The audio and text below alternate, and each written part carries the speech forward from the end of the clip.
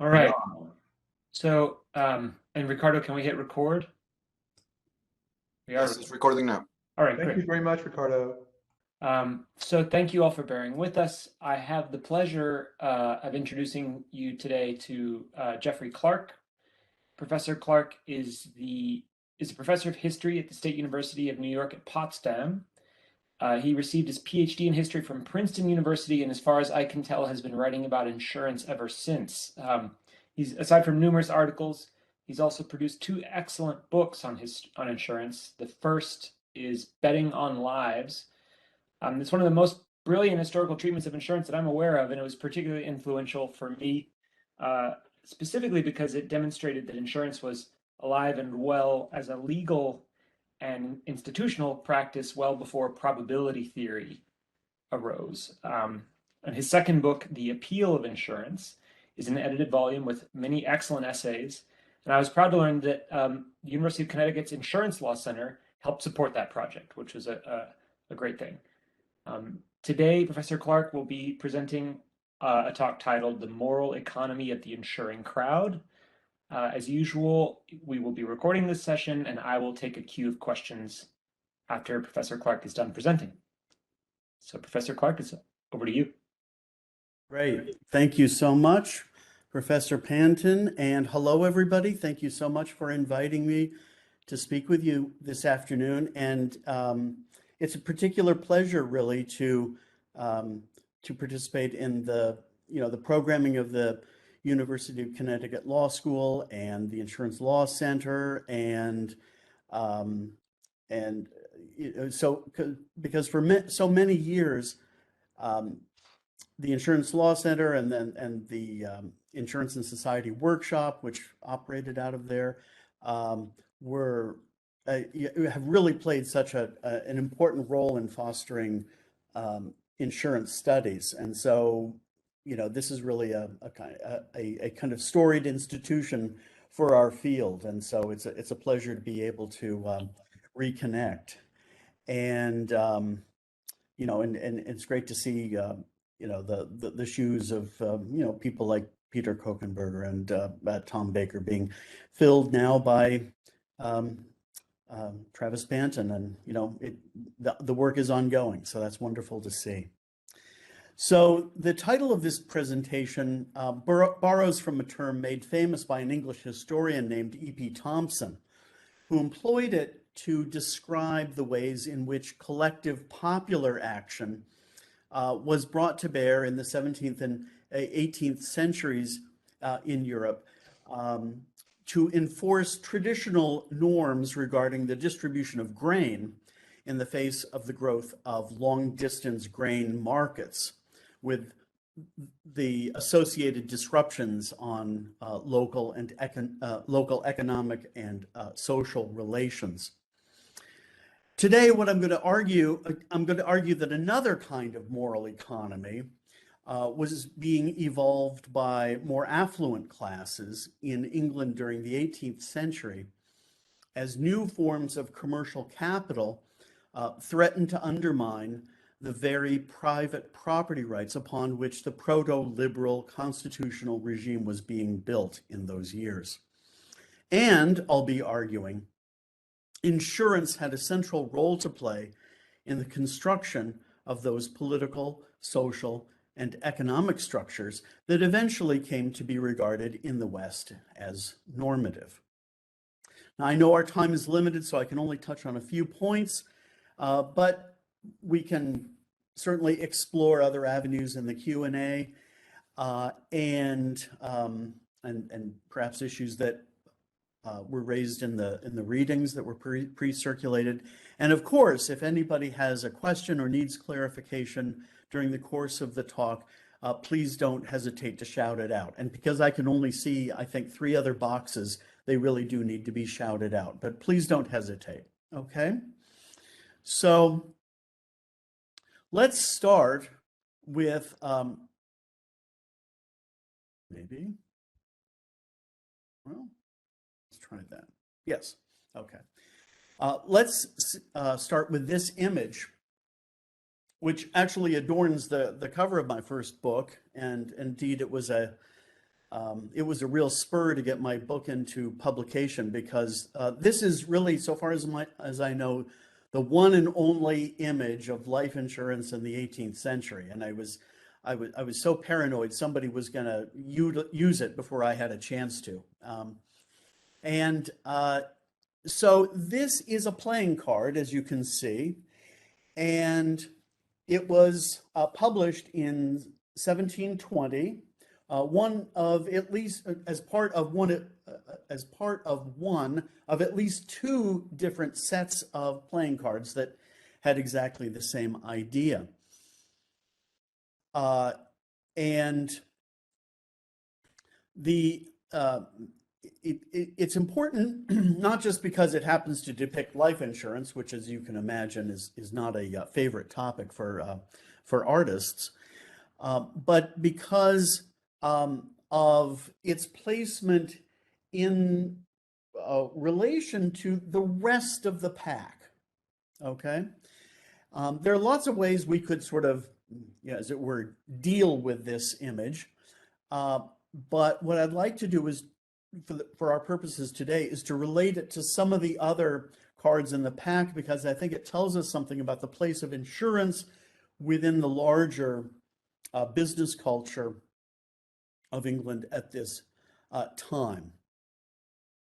Now, for those of you less well acquainted with English history, 1720 is, for economic and social historians, kind of a date like 1914 or 1989, 1848.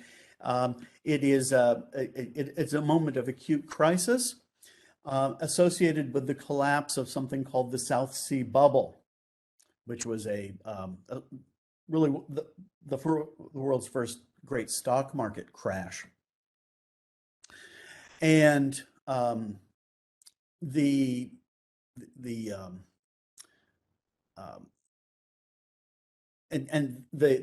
ventures that are pictured on each card kind of feature, one kind of venture that had been launched in these years. There's a kind of collective chagrin that's involved here. As these speculative bubbles in retrospect look like great follies. And so these are satirical in nature. You can sort of see that in the way, I love this, this one fellow is presenting this woman for insurance, and he's sort of pointing to her mouth as one might well try to sell a horse. And this fellow has got his hand to his breast, kind of in consideration, trying to figure out what she's worth. And each card has a little ditty below, which is not great poetry, but it's meant to, raise a smile. So let's try to unpack this deck a bit and look at some of the ventures that were featured on these cards.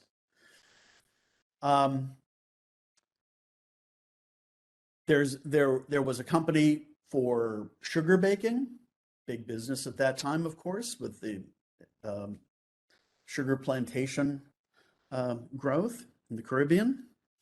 A fishery, a company for transporting coal from the northeast of England, where there were abundant coal seams, to points farther south, the population centers.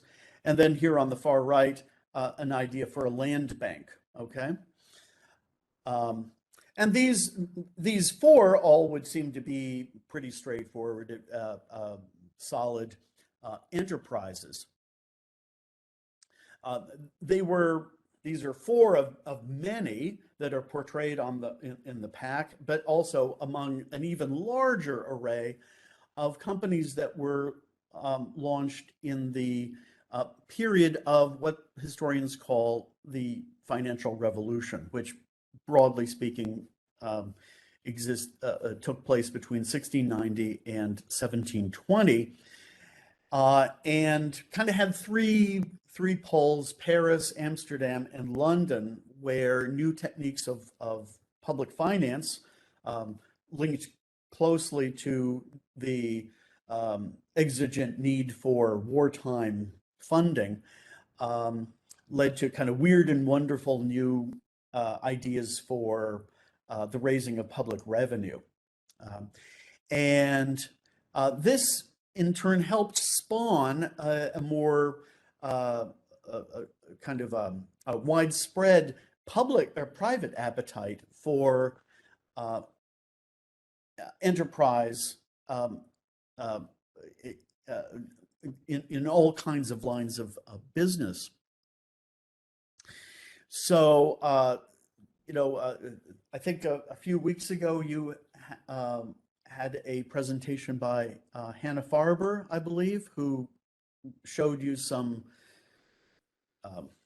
newspaper clippings, and I just want to kind of reinforce that idea of the links, the close links between print, commercial intelligence, and the kind of speculative economic culture that we're dealing with here in the early 18th century. This is a famous depiction of an early coffee house, and coffee houses turn out to have an enormous importance in the development of some of the foundational economic institutions of the capitalist system. So Garraway and Jonathan's coffee houses, which were just around the corner from each other,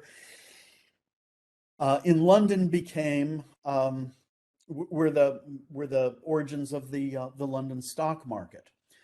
Another coffee house nearby was run by a fellow named Edward Lloyd, who and the coffee house became a haunt of ship captains and then underwriters, and Lloyd utilized the intelligence coming through the door to start publishing what's called Lloyd's List.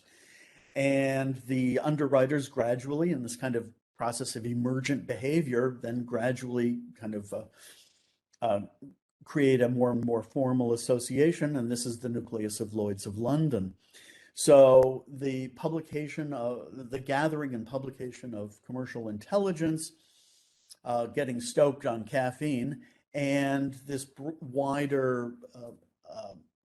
culture of entrepreneurial enthusiasm are closely linked here. And you can see in front of everybody's smoking and drinking coffee and reading. There's print everywhere, as you can see. And a lot of this activity is being floated because the joint stock company has kind of seized everybody's imaginations about the possibilities for funding and the enormous profits that could be generated by in being able to invest some money in these various companies. Okay. Now, some of these of the projects launched in these years were, of course, insurance companies as well, and there were insurance for ships, various fire insurance companies, as well as more unusual kinds of ventures like insuring horses. And so and this is far from exhaustive, far. So insurance was Jeff, yeah. is insurance on horses like a race, like betting on the race, or just like the horse might die if it's your horse? Yeah. Okay, good question, because often we're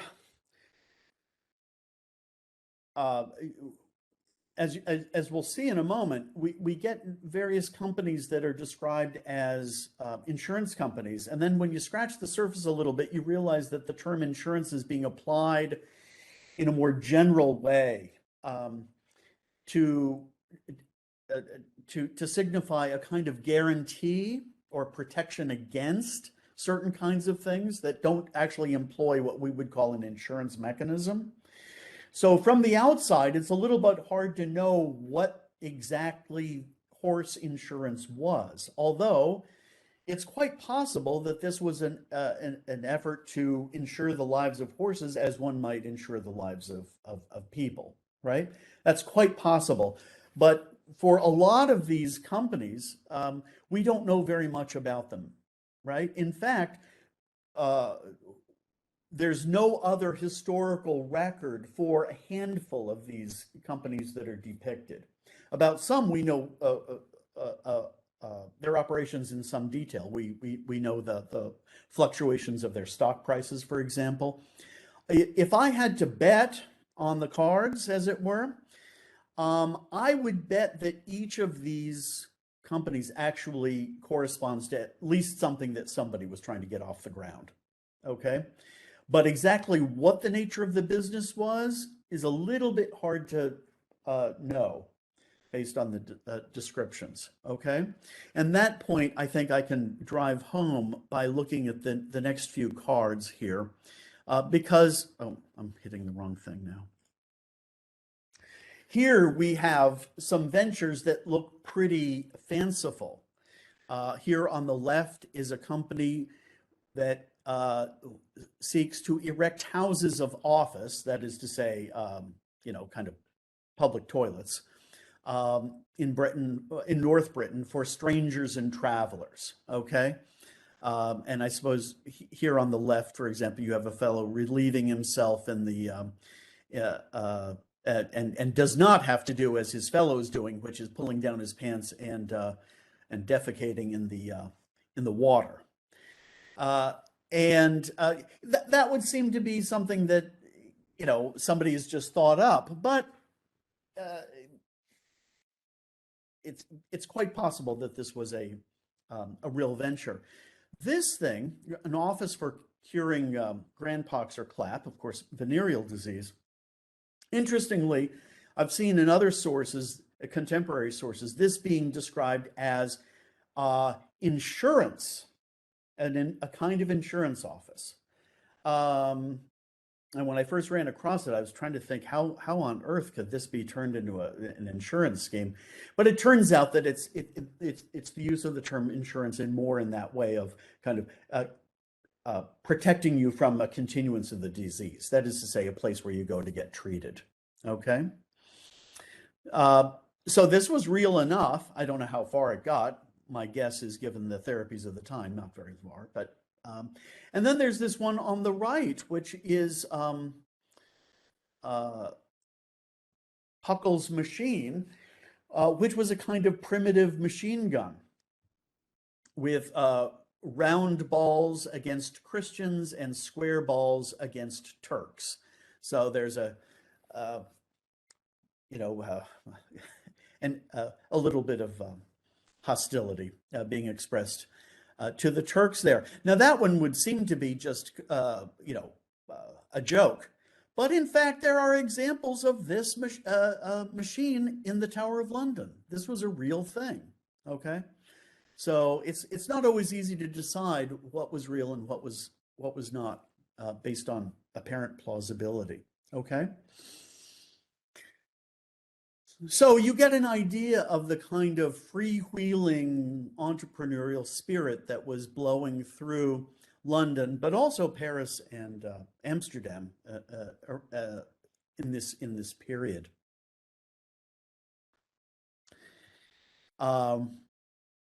Okay, so if we sort of recognize this kind of outpouring of entrepreneurial energy at the time, that does really prompt another question for those of us who are focused on the subject of insurance, and that is this: why would insurance companies, which almost by definition cater to the risk-aversive disposition of their clients, have flourished in the midst of this speculative boom, where the appetite for risk ran rampant? The problem is perplexing from the standpoint of neoclassical economic theory. And economic theorists such as Milton Friedman, for example, among others, have tried to work out the utility functions of individuals who would buy, for example, both insurance policies and lottery tickets, since that would seem to be a form of consumption in defiance of economic logic. To their credit, these analysts have generally concluded that the salient issue to grapple with is not the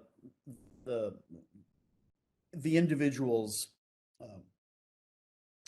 attitude towards different forms of risk, but rather to understand the behavior with reference to class position or status position, which might lead to these apparently contradictory behaviors being strategies for either maximizing the prospects of upward social mobility while also hedging against downside risk.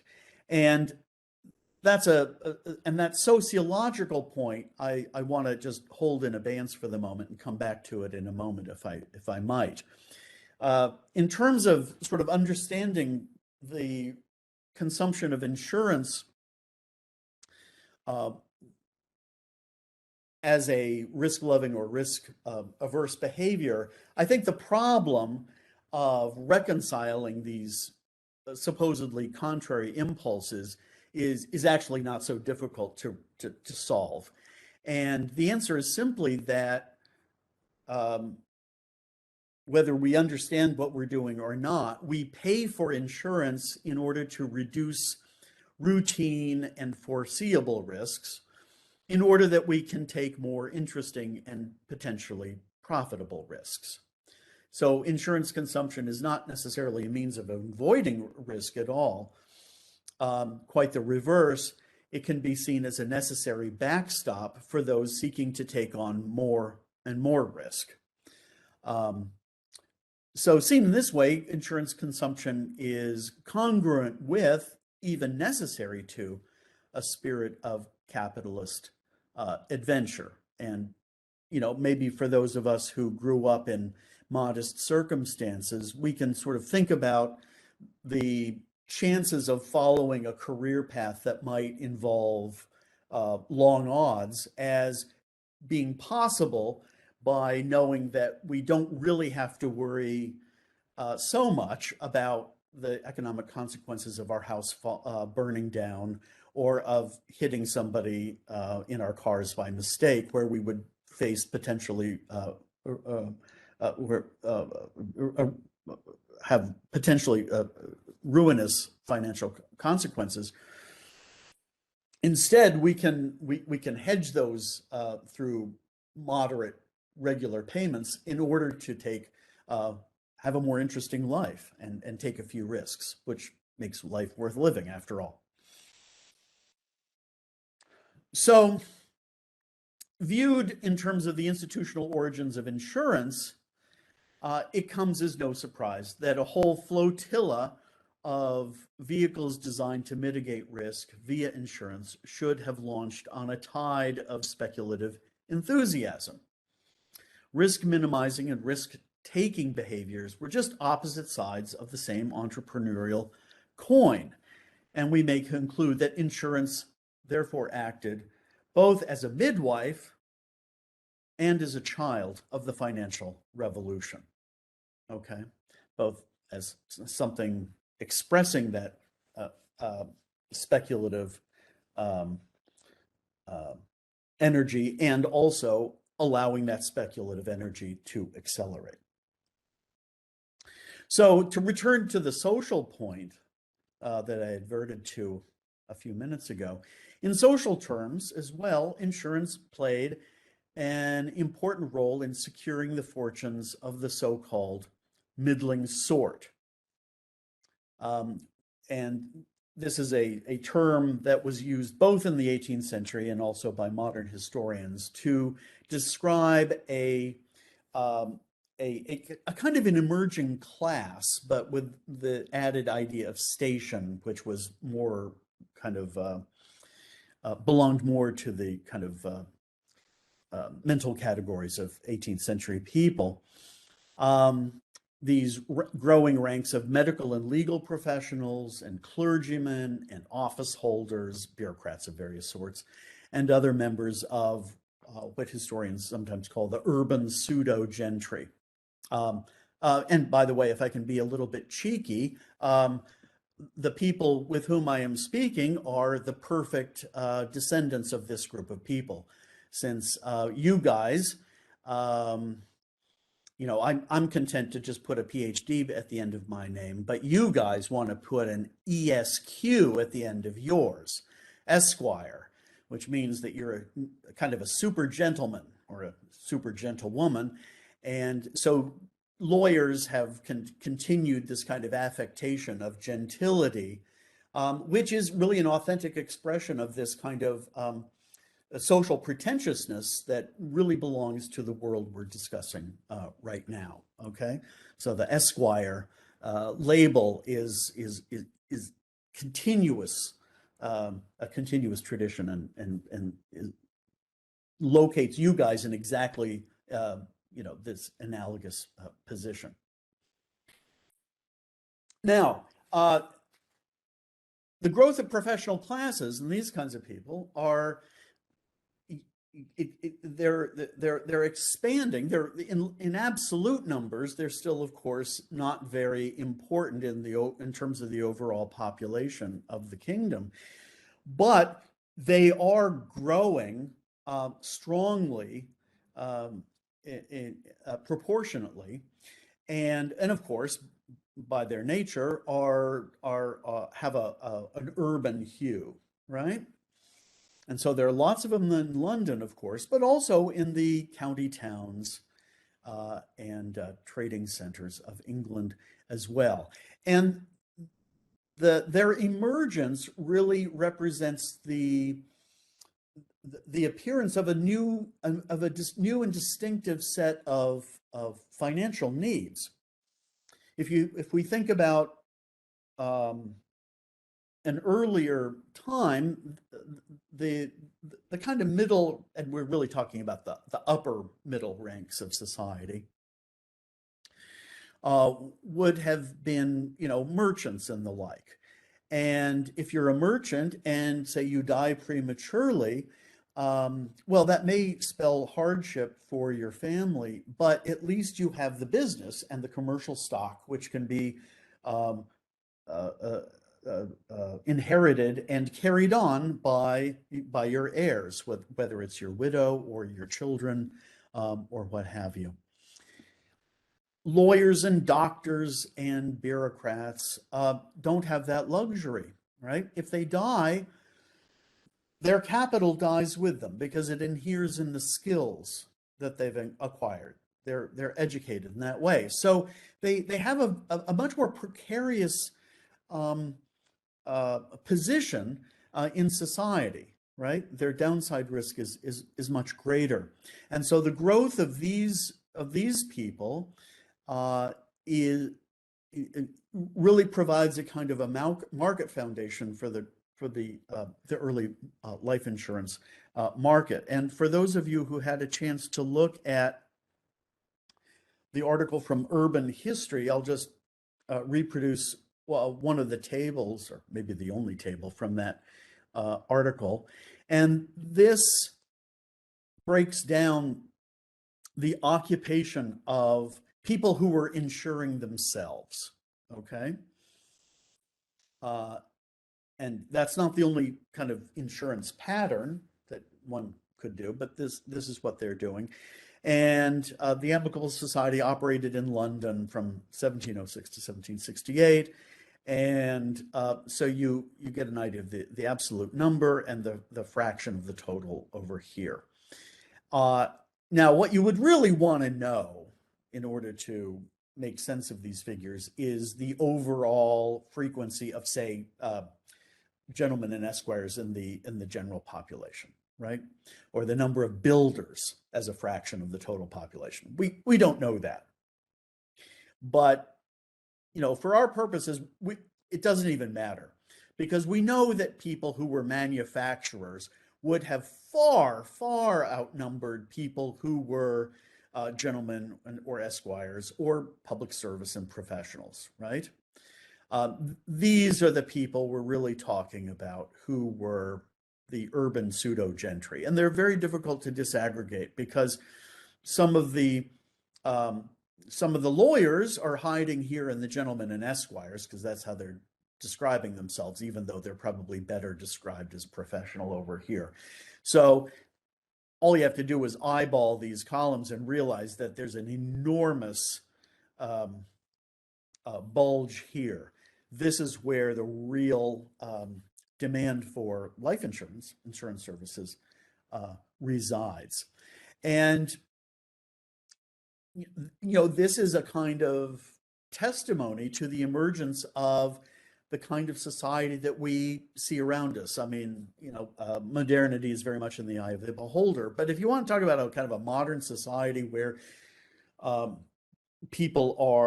people are living by their skills, and there's a pronounced service economy, government bureaucracy, there it is right there. And they're consuming insurance in very great numbers.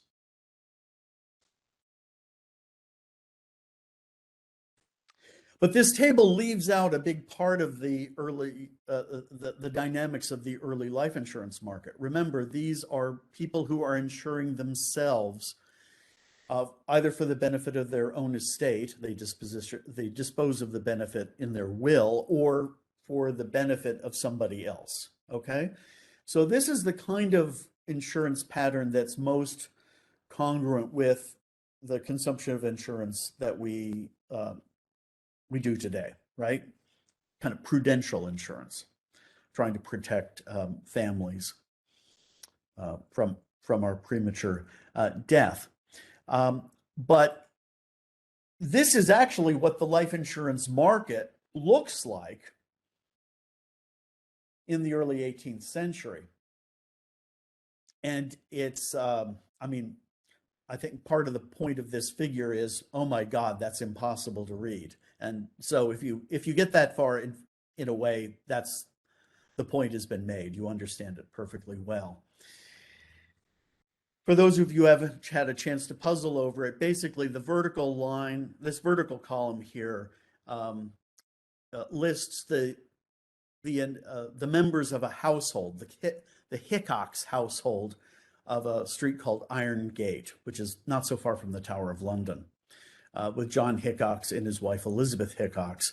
And then their daughters and their servants, as well as some boarders, including this very intriguing woman named Mary Hilton, who I was able to trace miraculously to Westmoreland, sort of modern-day Lake District of England.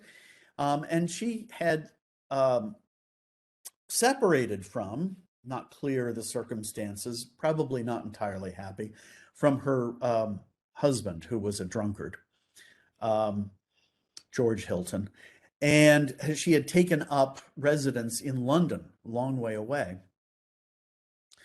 George Hilton was a gentleman by station, and so she was a woman of some means. It's impossible to know what exactly. But you can see that she just insured an enormous number of people. She transferred insurance from different people, and the different households are being connected. It's crazy. And then over here you have another guy, Thomas Vaughan, who's a lawyer. And there's 68 other policies going out there. There's a fellow over here somewhere. Oh, 9 other policies coming off of Sir Richard Child, baronet, so pretty prominent fellow there. In other words, this is a really, really dense web of insuring behavior that is linking high class and low class people together, men and women together, adults and children together. They're selling policies to each other and buying them from each other. It's a really, really confusing pattern. And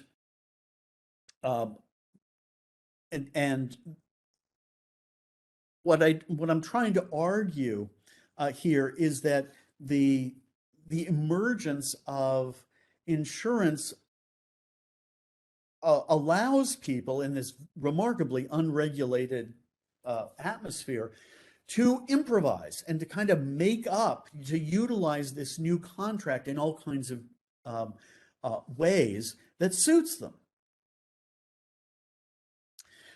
Life insurance is not significantly or at all regulated until 1774 with the passage of the Gambling Act and the imposition of a standard of insurable interest in the life of the person insured. But this crisscrossing pattern is really distinctive, and it indicates, when you look into the patterns of insurance, that the kind of prudential insurance, insuring your life for your kids, for example, that we're familiar with, did exist, but it existed cheek by jowl with uses of insurance in other contexts. Okay, one of those contexts undoubtedly was had to do with money lending. That's probably what Mary Hilton was doing. That's probably what Thomas Vaughan were doing. In other words, they're using these policies as collateral for loans that they're extending to various people. So these insurance policies are actually mapping onto their money lending business here, which tells you something about how debt and credit relationships are suffusing this urban environment and outside the metropolis as well. And since this article was published, my thinking about the role of women in the early life insurance market has really been advanced, I want to say, by a scholar working in England, although she's American by birth, Eve Rosenhaft, who has looked at women insurers in the German lands in the 18th century. And I'm really persuaded by her that women's eager adoption of life insurance as a means to secure or advance their own financial positions represents an important instance of them using novel forms of commercial contract, both to embellish and indeed to kind of construct anew bonds of a familiar or associative nature. So all this is going on, and also probably insurance gambling, just speculating on people's lives and hoping they drop and collecting the benefit. And life insurance policies were a little bit cumbersome. There was a way in which, as a loan would have been repaid, the policy securing it would have had a more and more speculative character. So gambling also suffused this world as well. There were out and out gambling policies of insurance made throughout much of the 18th century. So it's a market full of very different kinds of motivations and uses. Can I just ask a quick question about the pricing of all this? Like, it's Yep. one thing to say it's a gamble, but obviously the kind of a gamble that it is depends on what the premium is for what the prize is going to be. And do we know anything about were people rushing to this because these things were dramatically underpriced and they actually sort of did some kind of actuarial mental algebra, or is nothing like that at all? Just like, hey, I don't know. Yeah, it's more like the latter. So the actuarial calculation is very rudimentary. I think there are good reasons for people not pushing not trying to calculate too finely. We can maybe talk about that afterwards. I think it's actually really reasonable not to be too calculating about it. Okay. I think that makes a lot of common sense. But in terms of the prices, okay, so another detail. So the way the Amicable Society and most of these life insurance societies were organized in the 18th century was not according to individually rated policies, but according to a kind of what's called a mortuary tontine. So in the case of the Amicable Society, you paid in a set amount, basically £5 a year. And then that sum at the end of the year was divided equally amongst the beneficiaries of all those members or insured people who had died that year. So it was a gamble at the best of times, because the amount of the payout would have varied according to the level of mortality in the previous year. Okay. So if you're going to die, don't die in a plague year. That's that kind of thing. Okay. There was also gambling, probably, you can sort of see it, or infer it, I should say, in some of the other slightly later companies that did recognizable kind of premiums for a given amount. Yeah. But it wasn't underpriced. Actually, it was, in actuarial terms, it was way overpriced. Okay. So it wasn't you had to be a real gambler, okay, to find it appealing.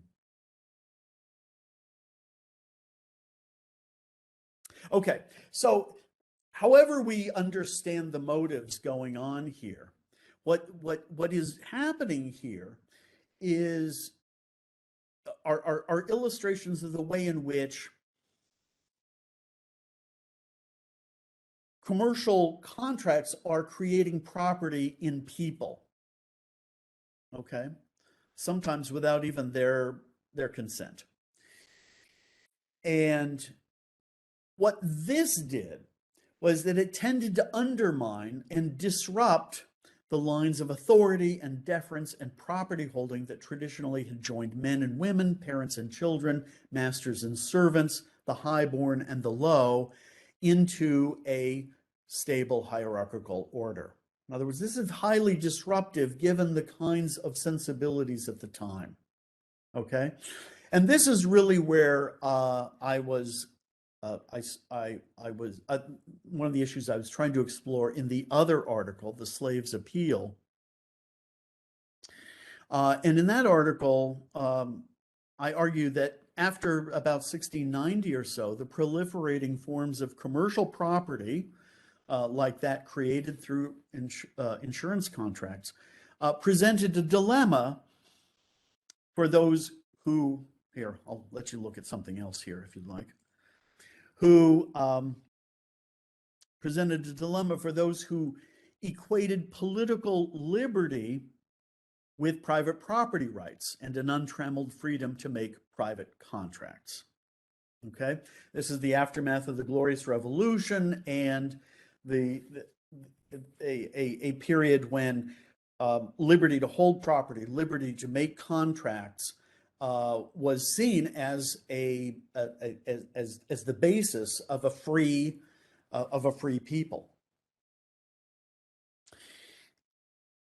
However, how could a traditional political and social order be maintained in the face of an unrestricted capacity to create property in other people's lives? Right?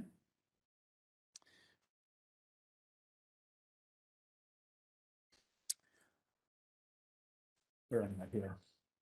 And how might that liberty to traffic in private property be reconciled with property in enslaved people, in whom even that most basic liberty of self-possession had been annihilated? Okay, and so this is the question that's posed most acutely in the Zong affair of 1781, which I use as a springboard in that article to explore the problem of slavery and insurance, that each, although apparently quite different, actually at a deeper level pose a similar problem of allowing property and human beings to. The problem is not that there's property in human beings. The problem is that the property, the forms of property in human beings violate the very old kind of established relationships of deference and protection that had typically hedged in and regulated the social hierarchy, which always sees subordinates as in some measure being property of the social superior. Okay, so that it's a gradation, but the problem posed in the Zong affair, which for those of you not familiar with it, entailed a slave ship that had that left Africa bound for the Caribbean, and disease broke out in the ship. Okay, and if you look at the demographics of slave ships, you find that in fact the loss of slaves and crew, for that matter, whose mortality was roughly comparable with that of the slaves, was it was bimodal. So basically, if you were sailing in, I don't know, January, and the weather's cool and disease doesn't break out on your ship, actually the chances of everybody getting to port alive were pretty good. But if disease breaks out, well, then the mortality can be appalling. And in fact, in this voyage captained by Luke Collingwood, disease did break out, and Collingwood then basically contrived to argue that there was a water shortage aboard, and that they had to dispose of some of the slaves in order to salvage the voyage, the investment. So they were compelled to do so by an external emergency, not just because the slaves were diseased, and because Collingwood knew very well that if it was just people dying from disease on board, the underwriters would not cover the loss. But if they had to be jettisoned to save the ship, the voyage, that was a covered loss. Okay, so about 33, I think, slaves were tossed overboard. This is a much later painting, I think from 1840, but by Turner. But it basically it's depicting this kind of what was by then a really notorious episode of slaves just being willfully thrown into the water to drown. Now, this case was not brought because of the morally repugnant actions. It was brought as an insurance case. Is this a recoverable loss or not? That was the question. And strikingly, the Zong affair occurs right in the midst of a whole series of legal cases beginning right around 1770 that, both in terms of insurance and in terms of the status of slaves, are being heard before Lord Mansfield and other justices at the time, and they're trying to sort out what the status of slaves are, and to what extent people can insure willy-nilly on each other's lives. Okay, and if people are interested, we can talk about a few of those cases. But the 1770s, I think, and the 1780s really marked this kind of a crisis where the justice system has to somehow cope with this problem posed by commercial capital and insurance, which is a form of commercial capital, where the liberty to hold property and the liberty from being turned into property are are coming into collision, and it's a decade or two where the courts are trying to disentangle those problems and to establish a stable insurance market on the one hand, and to begin really haltingly, but to begin to dismantle the legal defense of chattel slavery, which is the real problem, and which eventually, with the abolition of the slave trade and the final manumission of the slaves in the Caribbean in the 1830s, 1835, I think, will establish kind of the free labor, as it were. Okay, so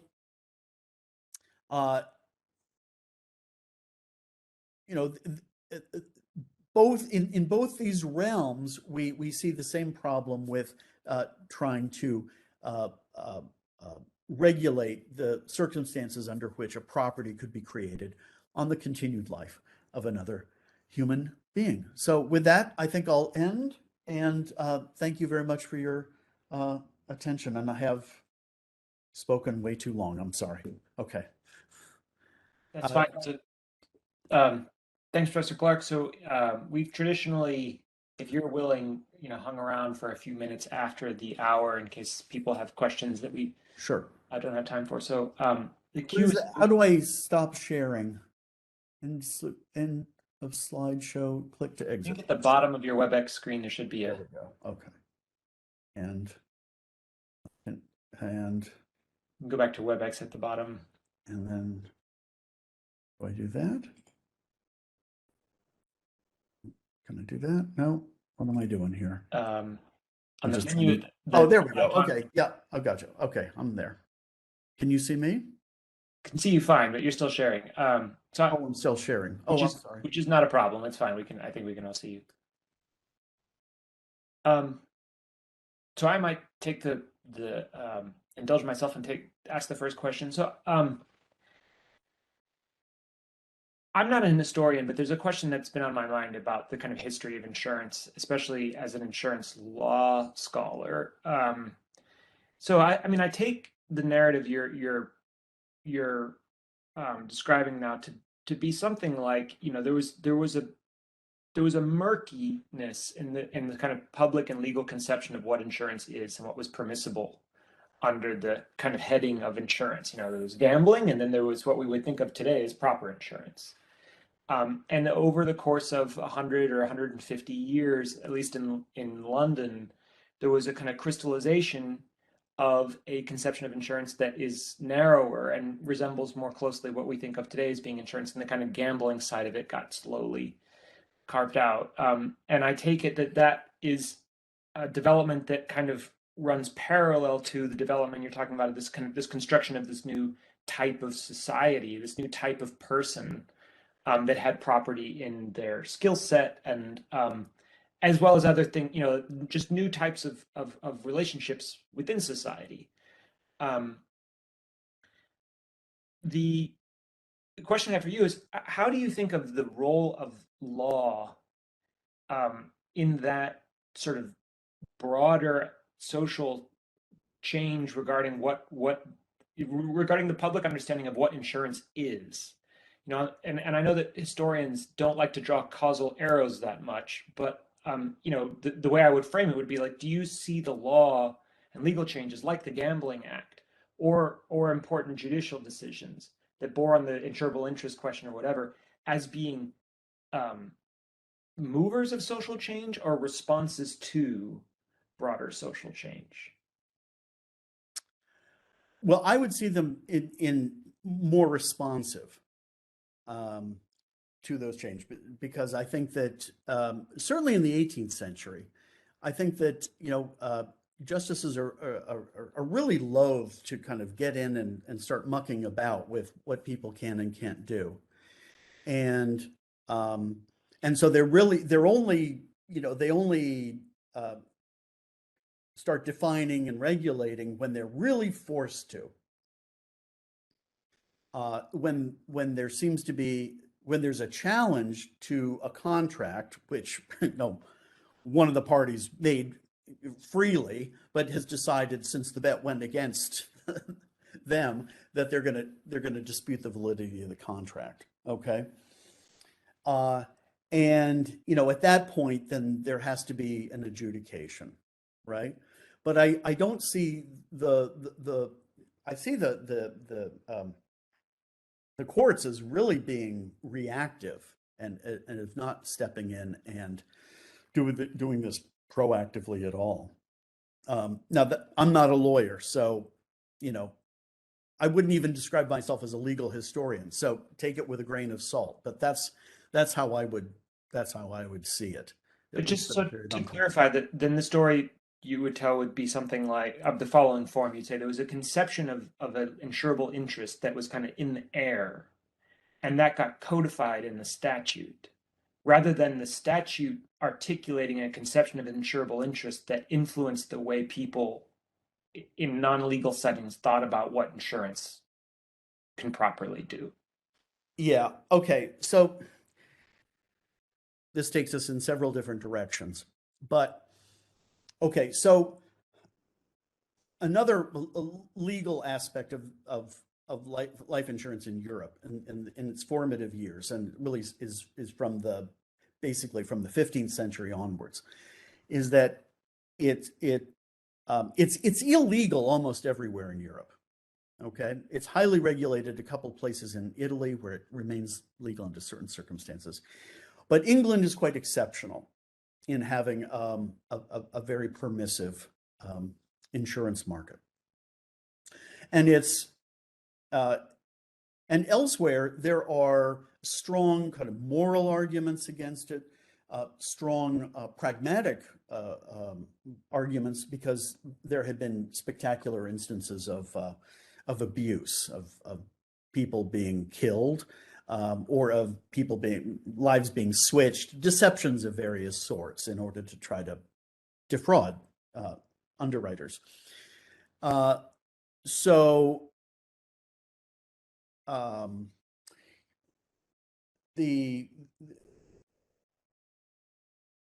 The British courts are really only, part of the problem is that there's an abiding problem that has to do with more than just life insurance, but with what's considered to be kind of the insurance of imaginary profits, right?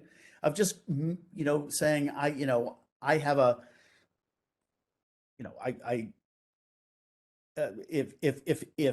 if I'm trading with a certain city, if it's besieged, if it falls by a certain date, I'm going to suffer a loss, and insuring against that contingency. Depending on how those things are seen, they're seen as kind of creating, you get to sort of insure against a profit that might have happened but might not have. Okay, and continental courts for sure are very leery about allowing people just to sort of name the price that they might have made.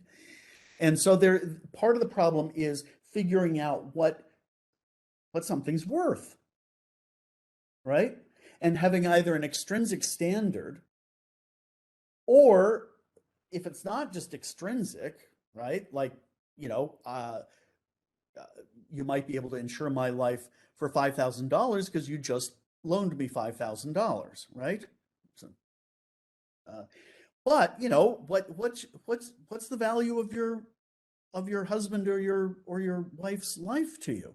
Well, beyond value, unless we've just argued, in which case maybe a negative value, right?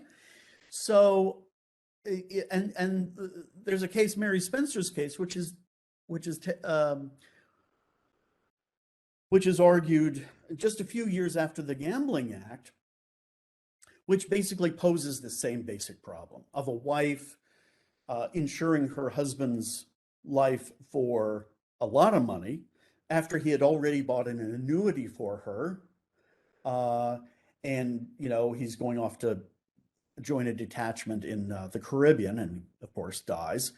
And Mary Spencer says, well, that'll be £5,000 for me, thank you very much. And the underwriters are not so fast. we have this doctrine of necessaries and, the condign, support that is due to a woman of a certain station. And, the justices that's heard before, three justices, they're really scratching their heads, legally speaking, Mary Spencer is indistinguishable from her husband, and so her taking out an insurance policy is like him taking out an insurance policy on his own life. Nobody could argue that he doesn't have an interest in his own life, so right, or not, and there's something unseemly about a woman, right, for the times, sort of taking out a lottery ticket on her husband's life, right? And more so because this is a society, which is doesn't think like most of us today, where the men should be in control, and the men, subordination is reflected in that, in who gets to be the property of whom, right? And when wives and women are just creating property in other men or lower class people, creating property in their social betters, this is seen as deeply troubling, right? As something that really goes to the foundations of good social and political order. Yeah. Great, thank you. So the queue is open. We're now 3 minutes over. Maybe we could stick around for an additional until 5:15, if that works for you, Geoffrey. Sure. Oh yeah. No problem. Can I come in? So when I teach contracts, I always talk to my students about the great line from Henry Maine about the movement of progressive societies has been from status to contract. And he's basically saying feudalism is all about your fixed social status, and we live in the 19th century and now in a laissez-faire world where you can just buy whatever you can buy, spend your money on. It's okay. Mm-hmm. But this seems like this is exactly what you're talking about. This is like the butting up point between status and contract, where and status used in the sense of both like the feudalism sense of like your status in life, but also like social status and esteem. And so it's, oh, well, I see I might lose my whole status if I can't have a contract that protects my status.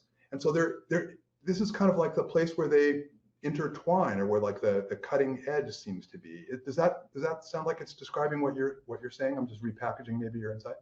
No, very much. I think that's a really good way of putting it. And so there's a sort of this, I don't know, using the word dialectical might be a little grand, but there's a way in which this, these new kinds of contracts, like insurance, I mean, there are others, but we're dealing with insurance, are responding to the needs of a changing society, and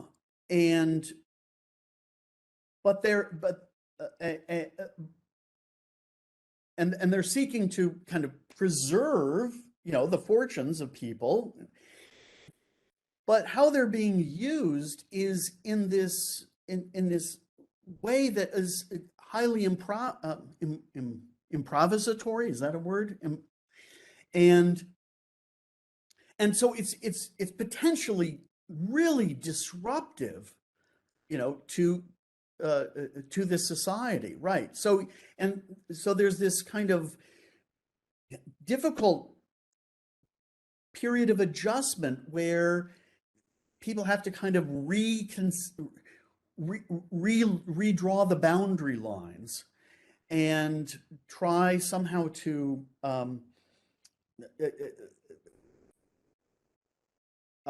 conserve the obvious benefits of insurance, while also not turning everything into a kind of a wild gamble and disrupting the sort of what seem to be the right ways in which society should be ordered. Yeah, I think you said it better than I did, but thanks.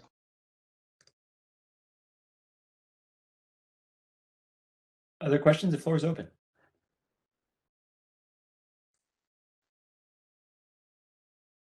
Can I come back with one more then? So the last part with the picture of the Zong and all that, I guess I just got lost a little bit somewhere between saying that owning a person as a slave is like having a life insurance policy on that person.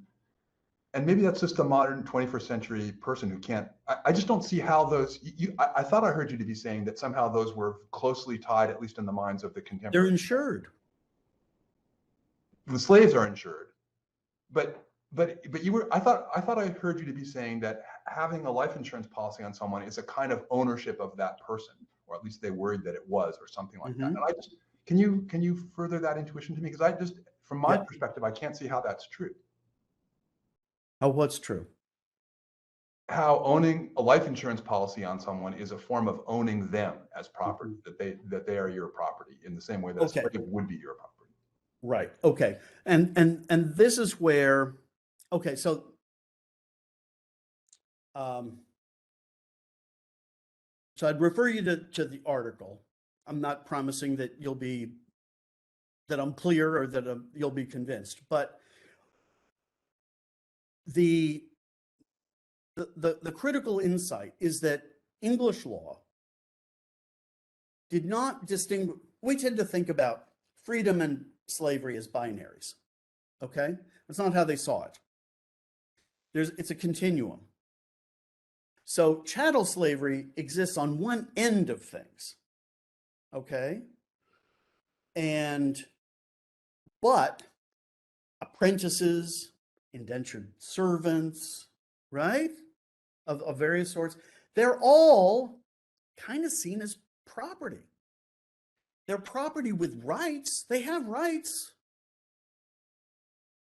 They have certain kinds of liberties, but in some measure, they are also property. Okay? And when the cases, the Thomas Lewis case and the Somerset case of 1770 and 1771 are argued, right? Thomas Lewis is an enslaved guy who's been brought into England. He's sold to another man who wants to take him out of the kingdom to go to the Caribbean.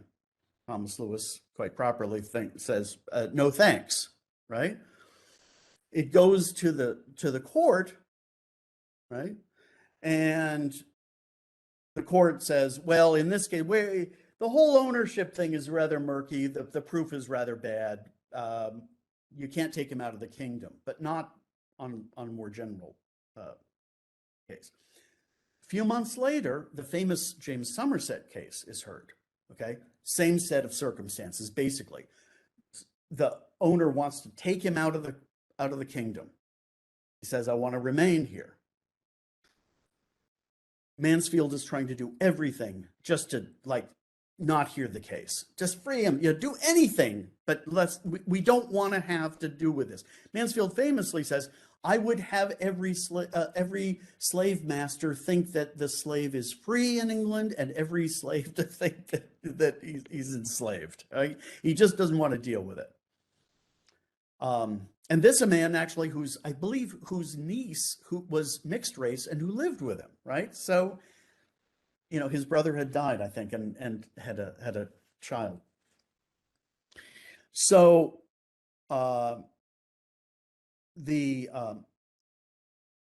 so in the Somerset case, he says, look, there was slavery in Britain, and but there was never a recognized right for slave masters to take their slaves out of the kingdom.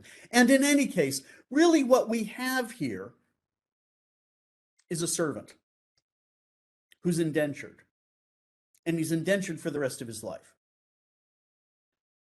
He's legally free. He has rights, but he's an indentured servant for an indefinite number of years. That's how they're thinking about it. Okay?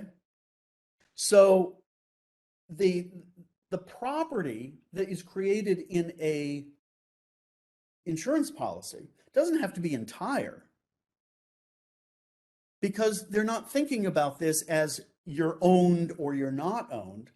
You're in a status in which you enjoy certain kinds of legal liberties, but you are also under the control of, property of, and also, incidentally, to some extent, protected by your master. Okay? So it's a weird kind of position where older ideas of deference and protection are kind of being adapted to this very different social reality, which is the system of chattel slavery. Yeah. And, and they're trying to avoid the consequences.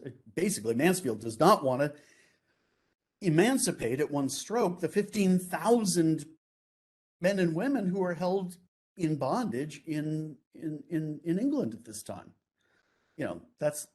He's going to anger a lot of propertied people. Yeah.